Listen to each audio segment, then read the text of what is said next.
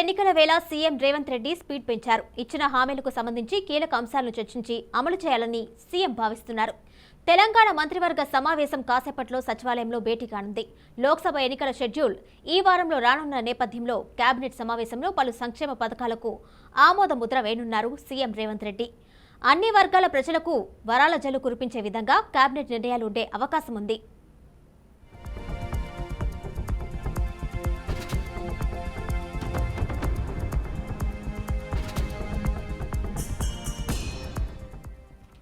ప్రధానంగా నారాయణపేట్ కొడంగల్ ఎత్తిపోతల పథకానికి తెలంగాణ కేబినెట్ ఓకే చెప్పనుంది. మహిళా సంఘాలకు వడ్డీ లేని రుణాలు, ఉద్యోగులకు ఆరోగ్య పథకం, కరువు భత్యం మంజూరీపై కూడా మంత్రివర్గం నిర్ణయం తీసుకున్నట్లు సమాచారం. ఇక గవర్నర్ కోటాలో ఎమ్మెల్సీల ఎంపికపై మరోసారి కేబినెట్ కోదండరాం, అమీర్ అలీ ఖాన్ పేర్లు సిఫార్సు చేస్తూ నిర్ణయం తీసుకున్నట్లు తెలుస్తుంది. రైతు భరోసా స్కీమ్ విధి విధానాలు, ఇంద్రమ్మ ఇండ్ల పథక రూపకల్పనపై కూడా చర్చించే అవకాశం ఉంది. ఇక మేడిగడ్డ బ్యారేజ్ కుంగుబాటుపై విచారణ అంశంపై కూడా కేబినెట్ నిర్ణయం తీసుకున్నట్లు తెలుస్తుంది. ఇక ఇతర అంశాల చర్చకు వచ్చే అవకాశం ఉన్నట్లుగా తెలుస్తుంది. దీనిపై మరింత సమాచారం మా ప్రతినిధి వాసు అందిస్తారు. వాసు, చెప్పండి, కాసేపట్లో తెలంగాణ మంత్రివర్గ సమావేశం స్టార్ట్ అవుతున్నట్టు తెలిసింది. ఆ సమావేశంలో ఎలాంటి అంశాలు డిస్కస్ చేసే అవకాశం ఉంటుంది? పూర్తి డీటెయిల్స్ ఇవ్వండి. కిరణ్మయి, మరికొద్దిసేపట్లో తెలంగాణ సచివాలయంలో తెలంగాణ రాష్ట్ర మంత్రివర్గ సమావేశం జరగబోతుంది. ప్రధానంగా ఈ 2 నెలల్లో ఏదైతే లోక్సభకు సంబంధించిన ఎన్నికలు రాబోతున్న దృష్ట్యా ఈ ఎన్నికల్లో ఓట్లకు సంబంధించిన అంశాలు ఏదైతే ఆకర్షణీయమైన సంక్షేమ పథకాలు కానీ అట్లాగే అన్ని వర్గాలకు రాయితీలు, వరాల జల్లు కురిపించే విధంగా రాష్ట్ర మంత్రివర్గం ఈ సమావేశం నిర్ణయం తీసుకునే అవకాశం ఉంది. ప్రధానంగా రేవంత్ రెడ్డి నియోజకవర్గానికి సంబంధించి ఏదైతే కొడంగల్, నారాయణపేట కొడంగల్ ఎత్తిపోతల పథకం ఉందో దానికి క్లియరెన్స్ ఇచ్చే అవకాశం ఉంది.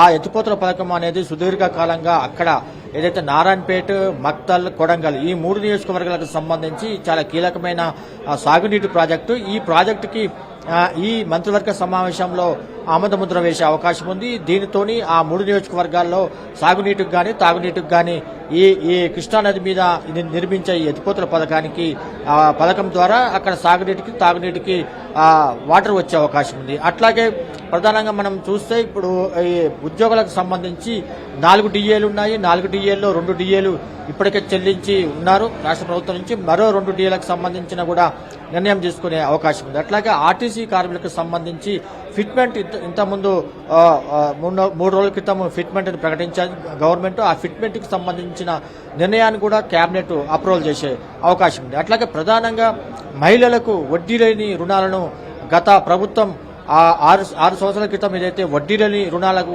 సంబంధించి ప్రభుత్వం పెండింగ్ పెట్టిందో 3,750 కోట్ల రూపాయలకు సంబంధించి ఆ నిధుల విడుదల, అట్లాగే ఇప్పటి నుంచి మహిళలకు ఒక విలేజ్ కి ₹1,00,00,000 రుణం చొప్పున రాష్ట్రంలో 5,000 విలేజ్లు ఉన్నాయి. 5,000 కోట్ల బడ్జెట్ ను కూడా ఈ మంత్రివర్గ సమావేశంలో అప్రూవల్ చేసే అవకాశం ఉంది. ఇవాళ సాయంత్రం పెరేడ్ గ్రౌండ్ లో ఈ స్వయం సహాయక మహిళా గ్రూపులతోని ప్రభుత్వం పెద్ద ఎత్తున భారీ బహిరంగ సభ నిర్వహిస్తుంది. ఆ సభలో ఇవాళ మంత్రివర్గంలో తీసుకున్న నిర్ణయాన్ని ఆ సభలో రేవంత్ రెడ్డి ప్రకటించే అవకాశం ఉంది. దీంతో పాటు గవర్నర్ కోటాలో ఎమ్మెల్సీ ఎంపిక ఏదైతే వివాదం నడిచిందో అది హైకోర్టు మరొకసారి కేబినెట్ తీర్మానం చేయాలని చెప్పి సూచించింది. ఆ హైకోర్టు సూచన మేరకు మరొకసారి రాష్ట్ర మంత్రివర్గం ఇవాళ కోదండరాం అట్లాగే అమీర్ అలీ ఖాన్ ఈ 2 పేర్లను సిఫారసు చేస్తూ మరొకసారి గవర్నర్ కి పంపాలని రాష్ట్ర మంత్రివర్గం నిర్ణయం తీసుకునే అవకాశం ఉంది. ఈ రకంగా దీనికి సంబంధించిన కసరత్తు కూడా ఆల్రెడీ జరిగిపోయింది. అంటే మెయిన్ గా లోక్సభ ఎన్నికలకు దృష్ట్యా ఈ మంత్రివర్గ సమావేశంలో తీసుకున్న నిర్ణయాలన్నీ కూడా ఓట్లకు సంబంధించి అంశాలే ఉంటాయి.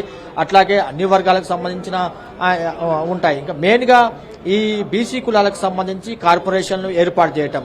ఇప్పటికే బీసీ కులాలకి కొన్ని ఫైనాన్స్ కార్పొరేషన్లు పనిచేస్తా ఉన్నాయి తెలంగాణ రాష్ట్రంలో. మరికొన్ని బీసీ కులాలకు ప్రధానంగా ముదిరాజ్, అట్లాగే మున్నూరు కాపు ఇట్లాంటి మేజర్ యాదవ కార్పొరేషన్ ఇట్లాంటి మేజర్ కులాలకి కార్పొరేషన్ ఏర్పాటు చేస్తూ ఒక కేబినెట్ నిర్ణయం తీసుకునే అవకాశం ఉన్నట్లుగా తెలుస్తుంది. ఓవరాల్ గా మరికొద్ది సేపట్లో జరగబోయే మంత్రివర్గ సమావేశంలో అటు మేడిగడ్డ బ్యారేజ్ కుంగుబాటుకు సంబంధించి ఇప్పటికే హైకోర్టుకి ఒక లేఖ రాసింది ప్రభుత్వం సిట్టింగ్ జడ్జితోని విచారణ చేపియమని. దానికి ఉన్న ఏదైతే న్యాయవాదులకు సంబంధించిన ఏదైతే కొరత ఉందో ఆ విచారణ కూడా సాగట్లేదు. దానికి మరొకసారి రిటైర్డ్ జడ్జితోని విచారణ జరిపించేలా రాష్ట్ర మంత్రివర్గం నిర్ణయం తీసుకునే అవకాశం ఉంది. ఇటు ఈ ధరణికి సంబంధించి ఒక ప్రత్యేక విచారణ ఒక కమిటీని వేసే అవకాశం ఉంది. సిట్ని ఏర్పాటు చేయాలని నిర్ణయం తీసుకునే అవకాశం ఉంది. ధరణి లోపాలకు సంబంధించి ఇప్పటికే కమిటీ చాలా సమావేశాలు నిర్వహించింది. అది కూడా ఈ భూమాత పోర్టల్ ఏదైతే కాంగ్రెస్ పార్టీ తీసుకురావాలని భావిస్తుందో ఆ భూమాత పోర్టల్కి సంబంధించి ధరణి పోర్టల్లో కూడా ఈ లోపాలను సవరించేందుకు కమిటీ అనేకసార్లు భేటీ అయింది. ఆ ఇంటీరియం ఆర్డర్ ప్రభుత్వానికి సమర్పించిన తర్వాత భూమాత పోర్టల్కి సంబంధించి అది ప్రభుత్వం నిర్ణయం తీసుకునే అవకాశం ఉంది. ఈ రకంగా అనేక అంశాలు ఇవాళ మంత్రివర్గంలో నిర్ణయం తీసుకునే అవకాశం ఉంది. ప్రధానంగా లోక్సభ ఎన్నికలకు సంబంధించి అన్ని వర్గాలకు వరాల జల్లు కురిపించే విధంగానే ఈ కేబినెట్ లో నిర్ణయాలు తీసుకునే అవకాశం ఉంది. కిరణ్ భాయ్, అయితే వాసు మేడిగడ్డ అంశానికి సంబంధించి చర్చించే అవకాశం ఉన్నట్టుగా తెలిసింది. ఈ నేపథ్యంలోనే ఎంతవరకు అంటే పునరుద్ధరణ పనులు చేపట్టే అవకాశం ఏమన్నా ఈ మీటింగ్తో ఆయన మనకి స్టార్ట్ అయ్యే అవకాశం కనిపిస్తుంది? ఎందుకంటే సమయం చాలా తక్కువగా ఉంది, రైతులు కూడా ఓ పక్కన ఆవేదన వ్యక్తం చేస్తున్నారు. ఏమైనా కొలికి వచ్చే అవకాశం కనిపిస్తుందా మేడిగడ్డ అంశానికి సంబంధించి?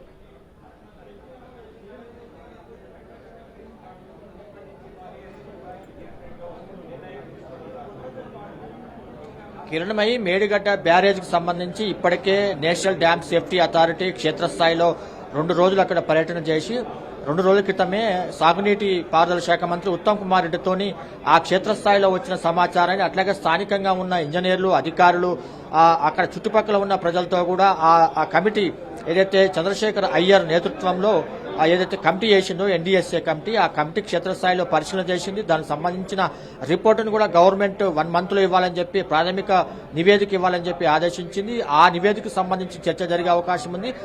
మొత్తానికి 4 నెలల్లో ఈ మేడిగడ్డకు సంబంధించి ఎన్డీఎస్ఏ రిపోర్టు వచ్చిన తర్వాత ఆ బ్యారేజ్కి మరమ్మతులు చేయాలా, లేకపోతే ఆ మరమ్మతులు ఏ రకంగా ఉంటాయి, అవి దీర్ఘకాలం మన్నే విధంగా చేయాలంటే ఎంత ఖర్చు అవుతుంది, ఇదంతా కూడా ప్రభుత్వానికి ఒక అంచనా రావాలంటే ఎన్డీఎస్ఏ నుంచి వచ్చే రిపోర్టే కీలకం. ఈ ఎన్డీఎస్ఏ రిపోర్ట్ వచ్చిన తర్వాత దాని మీద నిర్ణయం తీసుకునే అవకాశం ఉంది. ప్రాథమిక నివేదిక ఏదైతే 1 month లో ప్రభుత్వం అడుగుతుందో ఈ ప్రాథమిక నివేదిక ప్రధానంగా దీనికి బాధ్యులు ఎవరు, దీనికి పాల్గొన్న అధికారులు ఎవరు, ప్రభుత్వం తరపున దీంట్లో ఎవరు పార్టిసిపేట్ చేశారు, ఇవన్నీ కూడా ప్రాథమిక నివేదికలో అదంతా పరిశీలించిన తర్వాత దానికి సంబంధించిన సంస్థన, అధికారుల, లేకపోతే ప్రభుత్వం నుంచి ఇంకెవరైనా రాజకీయవేత్తలు ఉంటారో ఇవన్నీ కూడా ఒక ప్రాథమిక నివేదిక వచ్చిన తర్వాత ప్రభుత్వం నిర్ణయం తీసుకునే అవకాశం ఉంటుంది. కిరణ్ భాయ్, అలాగే ఇందిరమ్మ రూపకల్పనపై కూడా చర్చించే అవకాశం ఉన్నట్టు తెలిసింది కదా, దాని గురించి డీటెయిల్స్ మరి.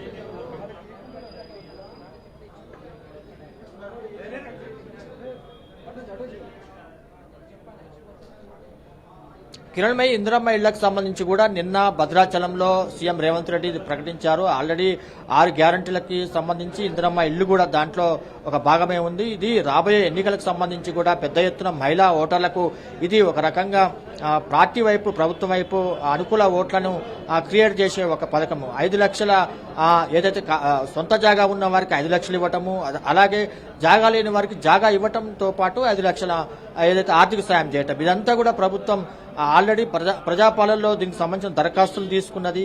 దీంట్లో లబ్ధిదారుల ఎంపిక కూడా దాదాపుగా పూర్తయింది. ఇది ఆల్రెడీ నిన్న లాంఛనంగా ప్రభుత్వం ప్రారంభించింది. దీని విధి విధానాల రూపకల్పన, అట్లాగే రానున్న రోజుల్లో దీనికి ఏ రకంగా బడ్జెట్ కేటాయించాలి, తెలంగాణ రాష్ట్రంలో ఏ రకంగా దీన్ని ఇవ్వాలనేది కూడా ఇవాళ మంత్రివర్గ సమావేశంలో నిర్ణయం తీసుకునే అవకాశం ఉంది. ఇందిరమ్మ ఇల్లు కూడా దీంట్లో ఒక ప్రధానమైన అంశంగా ఉంటుంది. కిరణ్ భాయ్, అయితే వాసు దాదాపు ఇప్పుడు ఇల్లు లేని వాళ్ళకి అయితే 5 లక్షల రూపాయల ఆర్థిక సాయం చేస్తున్నారు, అలాగే స్థలం లేని వాళ్ళకి కూడా స్థలం కేటాయించి అలాగే ఒక 5 లక్షల ఆర్థిక సాయం అందజేస్తున్నారు. ఈ నేపథ్యంలో ఎంత మేర ఆర్థిక భారం పడే అవకాశం ఉంటుంది గవర్నమెంట్ పై?